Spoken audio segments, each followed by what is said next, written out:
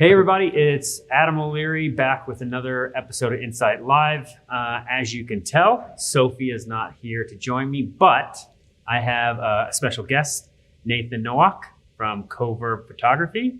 Welcome, Nathan. Thanks for being on the show. Yeah, thanks for having me. Yeah, Nathan, we've worked together and you've done some photography for us. And today we're going to talk a little bit about how important photography is, not only to make yourself look good, right?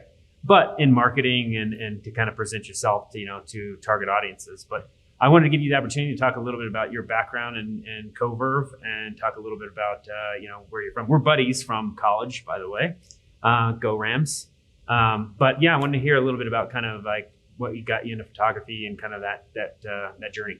Sure. Yeah, I was in California for 18, 19 years and got into photography out there and really, really liked it. I mean, I've always been into the creative side of things, media, multimedia, post-production, but the photography was just something that was kind of made sense. So I got into it, started a business and doing weddings, did that for 13 years, but over the last 6 years, I got into commercial work. So for those years, I had a studio, did some headshots, real estate, product photography, and then just have been taking off with that more so than the wedding photography. Yeah, and now you're back from California, back in Colorado. Yeah, so I just moved 4 months ago. Yeah, so. Cool. Yeah. So I kind of wanted to talk a little bit today about the importance of photography, especially from a marketing perspective. And I want to bring up one of the examples of projects that we just worked on was for alternative family medicine. They have kind of this holistic alternative kind of medicine practice, but they have a whole line of different kind of supplements. And so we kind of shot those product shots for them for their website. They have an e-commerce website. We also shot some headshots and lifestyle photography for them as well, for the owner and the CEO of that company. So I wanted to talk a little bit about how important that is. I mean, I know that we can see the difference between what people take on their iPhone and people, take on, whatever point and shoot camera that they have, from Best Buy. Not to say that those are bad, but there's a big difference. I'm trying to be not to offend anybody. Nathan comes in right with but let's be honest. Yeah, they do get pretty bad, right? They can be good. There's ways of making those photos good. But you're right. Photography is very important. I mean, everyone uses it. Whether it's a headshot, whether it's a product photo, whether it's stock photography. People buy stock photography all the time, and there's a reason. It's because it looks better than the photos that they can take. Yeah. So it definitely helps promote your brand, promote your business, and make you look more professional. Yeah. And that's the thing. We in design and marketing, we use stock photography all the time. But then there's also that aspect of, I'm glad you brought it up, the aspect of it's not very real, right? Like it's not presenting yourself, your office, your employees, your face, and the face of the company. It's just, it looks great. Yep. There's a lot of great composition, a lot of great lighting and all that kind of thing. But we had a client that's a pediatric dentist call us, and we were kind of talking about their website. They've got a great photograph of kids playing, but it's not in their office. Mm-hmm. It's not their actual customers. They have a great one of a kid playing outdoors. Again, it's all stock photography. But in my view, and I'd be interested to see what you think. In my view, I think people can recognize that they know it is kind of stock photography when they see it. I think so. I mean, there's an aspect of it where it doesn't look real enough. Or like you said, it's not the actual people or the actual location. Mm-hmm. And so to be a little more transparent, I think getting lifestyle photos or behind the scenes photos of your own business and location is important as well. I mean, it shows, oh, look, there's the dentist or there's the doctor. It's more real. For sure. So tell me a little bit. I mean, we talk about this. We talk about stock photography, but we also talk about kind of lifestyle photos. I mean, I know what they are, but I don't know if people know kind of what lifestyle photos are and kind of how you approach that when you put together a photo shoot for somebody. Sure. Again, trying to be, like I said, real. So lifestyle photos being something that you would normally do, potentially in your office or your home, or something that you want to portray that your business does. Mm-hmm. And so a lot of times I've gone into businesses and done behind the scenes where their actual employees are working with computer chips or moving boxes, doing stuff that they would normally do in everyday life. So lifestyle. Gotcha. So, but that just depends on the situation to situation. Like if you're a marketing company, we may be behind, well, maybe like this, like we're behind the scenes of a video shoot, or we may be at a computer, or we may be consulting in a room. But I guess some different situations make, I guess the photos will be more interesting based on the subject, right? Like, sure.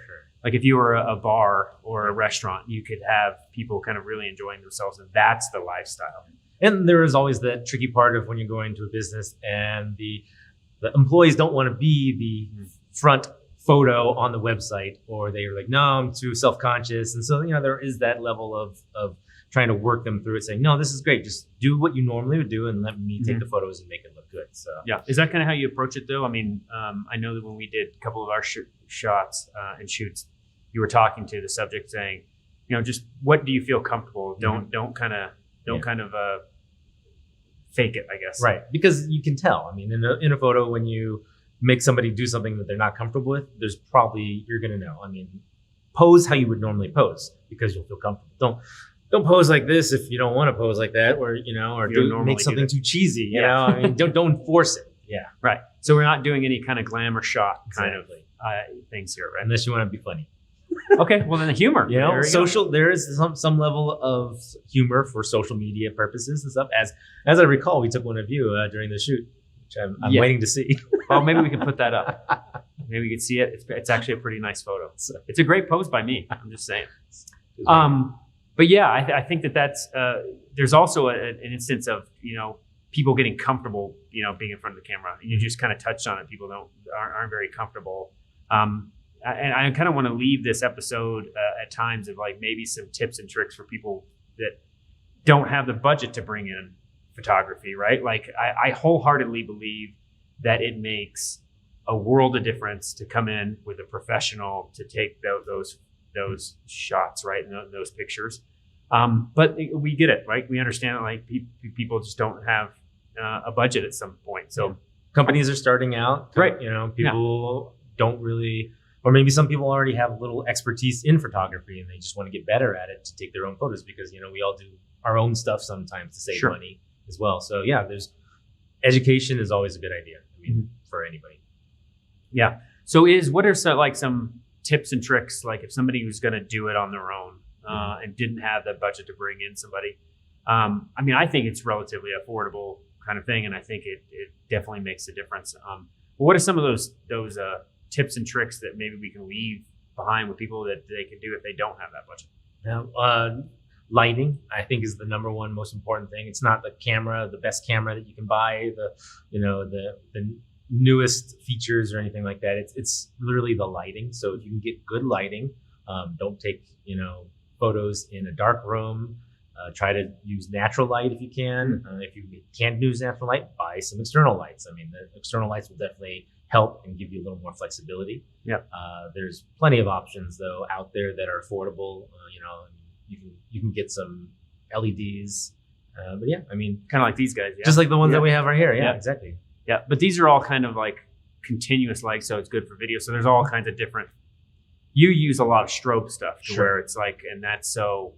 Tell me about why. Strobes you can be brighter, more controlled. I still use LEDs actually. I have LEDs for certain things, for video shoots too. I mean, for like this, you want continuous lights to see what it looks like. But there have been moments and situations where you would use some continuous light for like product shots and things like that. But, gotcha. But yeah, it's what I have, and again the strobes and stuff that I've been using have worked if you know how to use them. So. Yeah, but that gets pretty complicated though, doesn't it? With strobes and f-stops and it's all practice. Thing. Yeah, it's all practice though, right? Yeah, get out there and practice and do some test shoots before. And if you can't figure it out, go watch some videos online. And if you can't, go ask a pro. Yeah, there's a lot of resources out there for people to find that, right? But at the same time, it's whether or not what I find is whether clients have the time, like. You can kind of go learn that stuff, but do you have the time to do that when you're running a business? I mean, that's kind of a big issue. Yep, your time is your money, and so when you're considering that, consider hiring a photographer because they have the expertise and it'll save you time, which saves you money, even though it may be more expensive than you would think about paying. Yeah.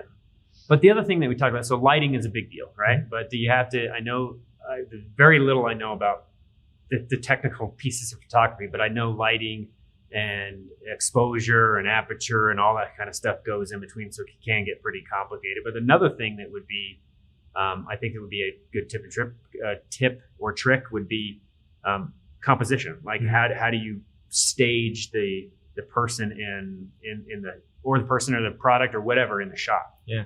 Well, it really depends on what you're shooting. I mean, the standard everyone talks about in photography is the rule of thirds. Separate a photo where you got two lines going across and the kind of like a tic-tac-toe board, right? Exactly. Yeah. And the rule of thirds, the most important things are kind of on those lines. And so if you kind of use that, it'll help frame things. But that's not always true. Sometimes you want it to be symmetric or centered, and so you'd put it in the middle. Again, it depends on your purpose. Headshots are a little bit different. I mean, sure, you could put someone off to the side if you want to maybe potentially add graphics or text on the left or right side. Yep. So you would do it for that purpose. Again, it really is based on your use of the photo that will help you with that.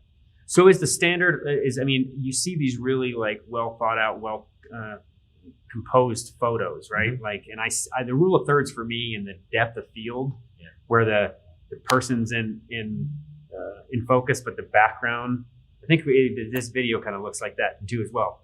Right, Dylan? Dylan says. That's good.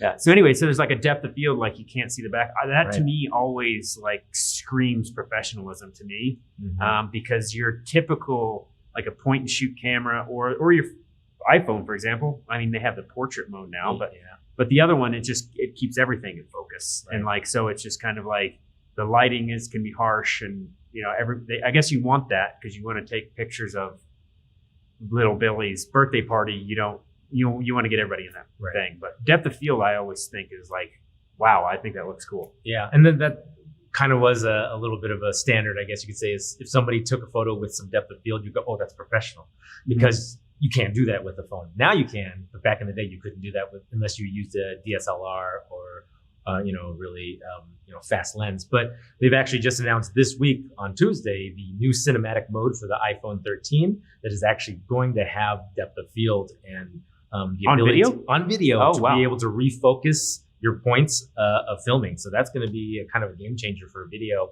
And you'll probably see a lot more people doing some cool stuff with only their iPhones. Yeah, but it still comes down to how well you can shoot it. Right? You know what I mean? Like the right now you can go get a relatively affordable DSLR and a great lens, right? Mm-hmm. But if you still don't have the education or know what you're doing, exactly, getting those things and shooting them correctly is going to be a challenge, right? For anybody. Give me the most expensive cooking stuff, and I probably still wouldn't be able to make a gourmet meal. That's a good analogy. And your cooking's pretty bad still. It's gotten better. Okay, fair. I only remember macaroni and cheese from college. That's all? I think I made some ramen at least. But yeah, so the other thing is and I kind of want to think about is not only composition and lighting and the product. I think my point was we brought up something you brought up with the iPhone. I remember seeing some behind the scenes shots, and I don't know if these are real or not, but it shows that like, oh, this whole commercial was shot on an iPhone 12. Mm-hmm. But the setups that they have, they have like extended lenses, they have dollies, they have the lighting, they have backdrops. So it's much more than just, hey, the possibilities are there, but still the education has to be there too.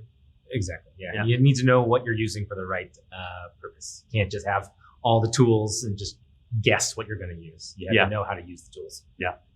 Yeah. Well, so, I think it's possible for people. I think it's, people can go out there and get educated on photography and product photography, but is it worth your time to even do it when you should be concentrating some other stuff? So I think Coverve and yourself, Nathan, are one of the top-notch kind of photography groups here in town, and I love working with you, and I hope to work with you in the future. But actually, we have another headshot coming up in the next couple of weeks, so we'll get to work on that. Yeah. But anyway, anything else? Where can people find you? Where can people, get in touch with you if they wanted to? Sure. I'm here based in Denver, so you can find me. My website is www.coverve, which is coverve.com. You can email me at info@coverve.com, and I'd be happy to help out with any of your needs. Cool. Well, Nathan, thanks for coming Yeah, down. thanks, Thanks Adam. for the time, and we'll hope to see you guys next Friday. As always, Encite Live is live every Friday morning, 9 a.m. Mountain. So catch us every week. We'll see you next time, guys.